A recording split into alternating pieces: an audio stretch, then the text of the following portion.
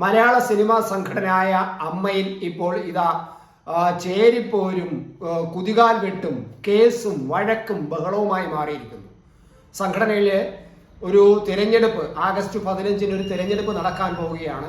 ആ തിരഞ്ഞെടുപ്പ് നടക്കുന്നതിന് മുന്നോടിയായ ഈ സിനിമ താരങ്ങൾ ഇതാ തമ്മിൽ കുത്തു തുടങ്ങിയിരിക്കുന്നു, തൊഴുത്തിൽ കുത്തു നടക്കിയിരിക്കുന്നു, കേസെടുക്കുന്നു, പരസ്പരം വഴിചാരുന്നു.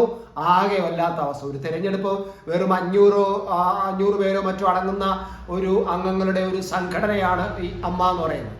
അതിലേക്കുള്ള തിരഞ്ഞെടുപ്പ് ഇത്രമാത്രം വാശിയും വൈരാഗ്യവും കുതികാൽ വെട്ടും നടക്കുന്നു എന്ന് പറഞ്ഞാൽ എന്തുകൊണ്ടായിരിക്കാം അത്?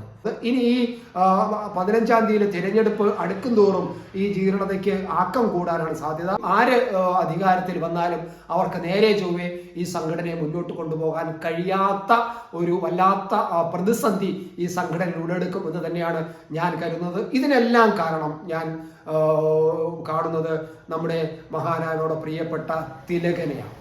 അദ്ദേഹം മനോവേദനയോടുകൂടി മനം നേറിയാണ് ഈ നമ്മുടെ ലോകത്ത് നിന്നും വിട പറഞ്ഞത്. അതിൻ്റെ അനുഭവമാണ് ഈ സംഘടന ഇപ്പോൾ അനുഭവിക്കുന്നതെന്ന് തന്നെയാണ് എനിക്ക് ആദ്യമേ തന്നെ പറഞ്ഞു വെക്കാനുള്ളത്.